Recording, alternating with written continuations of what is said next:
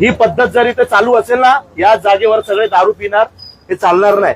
इकडनं महिला जातात, इकडनं लहान पोरं जातात, काय शिकतील ते की चांदिवली विधानसभेमध्ये दारूच्या दुकानाच्या बाहेर दारू प्यायला परवानगी आहे? हा,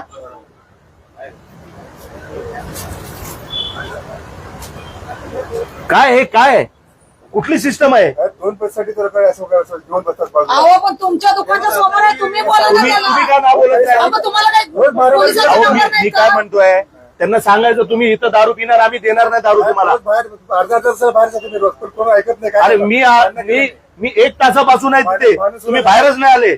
एकटाही मी येतो सध्या. अरे पण सध्या इथं काय माहिती तर खोटं बोलायचं नाही, मी 1 तासापासून बघतोय। एकटाही मी येतो इकडे, दुसरं काही कोणी अहो, नाही इथं गेलंय. सगळे आपले लोक राहतात, सुशिक्षित लोक आहेत, इथं सिंहगड कॉलेज आहे, म्हाडा कॉलनी आहे इथे।